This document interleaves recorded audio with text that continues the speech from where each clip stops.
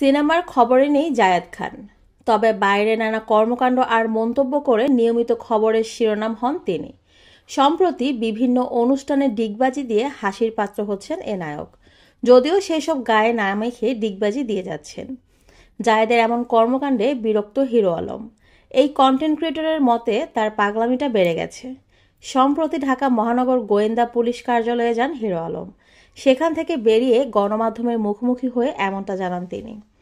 Hero Alam বলেন, জায়েদ খান আগে এরকম করতো না, ইদানিং পাগলামিটা বেড়ে গেছে তার। কাজের অভিজ্ঞতায় আমার সিনিয়র সে, আমার থেকে কাজের অভিজ্ঞতা তার বেশি, আমার একটু কম হতে পারে। এদিকে কয়েকদিন আগে দুবাইতে আলোচিত আরাব খানের শোরুম উদ্বোধন করতে দুবাই গিয়েছিলেন হিরো আলম। সেখানে নাকি তাকে অনেকে জানিয়েছেন জায়েদ তাকে নকল করে ডিগবাজি দেওয়া শুরু করেছেন। এ প্রসঙ্গে হিরো আলম বলেন, আমি দুবাই গিয়েছিলাম, আরাব খানের শোরুম উদ্বোধন করেছি। সেখানে আমাকে বলছিল যে জায়েদ খান তো নকল করে তোমাকে, সে তোমার ডিগবাজি নকল করে। তখন তাকে আমি বললাম যে সেটা তার ব্যক্তিগত ব্যাপার। আগে আমি অনেক সিনেমায় ডিগবাজি দিতাম, সেটা নকল করতেই পারে সে। কয়েকদিন পর পর ডিবি কার্যালয়ে যান হিরো আলম।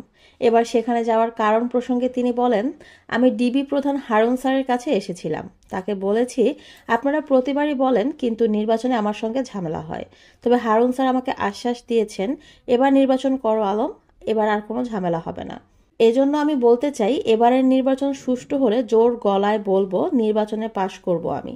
দ্বাদশ জাতীয় সংসদ নির্বাচনে বগুড়া ৪ আসনে বাংলাদেশ কংগ্রেসের নেতৃত্বাধীন জোটের একক প্রার্থী হিসেবে মনোনয়নপত্র দাখিল করেছেন হিরো আলম।